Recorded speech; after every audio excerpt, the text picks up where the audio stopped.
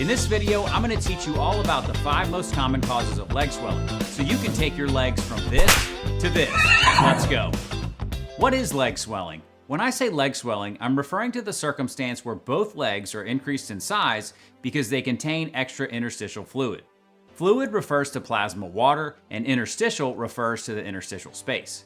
What is the interstitial space? Well, there are conceptually 3 body compartments or spaces. The biggest and first space is the intracellular space, which is the space inside of cells. The second body compartment is the space inside of blood vessels, meaning that in arteries, capillaries, veins, and lymphatic vessels. The third space is that which is outside of cells and outside of blood vessels. It's also called the interstitial space. It's the in-between space. If you were in a city, the interstitial space would be the spot between 2 buildings, but off the street. Does that make sense? It's hard to identify something solely based on what it's not, but that's the interstitial space. It's the everywhere else compartment. It's not in cells and it's not in blood vessels. The interstitial space is also a temporary space, where things stop on their way to the cells or back to the heart via veins. With that, let's talk a little bit more about blood flow.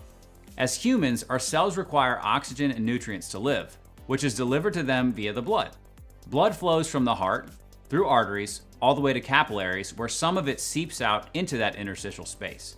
That surrounds the cells. The cells get what they need, and then the fluid makes its way back into circulation via veins and lymphatic vessels, where it finally returns to the heart. In order for there not to be a buildup of excess interstitial fluid, the pressure going into and out of the interstitium must be equal. And when I say pressure, I'm talking about 2 specific types.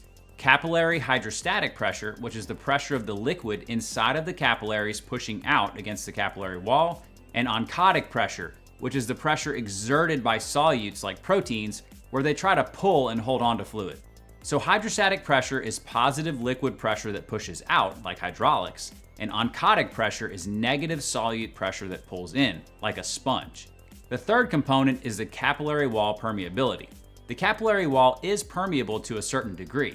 If it's damaged by inflammation, it'll be leaky and more permeable than it should be, which lets too much liquid escape into the interstitium. So to sum up the mechanics of the situation, our bodies have constant forward blood flow from the arteries to the interstitium to cells and back to the heart. If there's more fluid going out than coming in, there will be swelling because that fluid will accumulate in the interstitial space. Do you know why it'll be mostly in the legs? Gravity. That's why many people experience an improvement in swelling after a night's sleep where they're laying flat, and also why many people pee a lot at night. Laying flat preferentially takes fluid out of the legs and puts it back into the veins in the trunk. There are 5 big causes of long-term leg swelling in both legs, and I'll start with the most common reason: metabolic syndrome. There are many contributors here which fall into the 4 categories of increased hydrostatic pressure, decreased oncotic pressure, capillary wall inflammation, and blood vessel constriction. High blood pressure is the definition of increased hydrostatic pressure. Chronic inflammation causes low albumin, which decreases capillary oncotic pressure. Chronic inflammation also causes damage to the capillary walls, making them leaky. Diets high in ultra-processed foods cause increased salt and water retention, bringing more fluid into the vasculature that can leak out. Lack of exercise means those calf and thigh muscles aren't propelling venous blood forward back to the heart.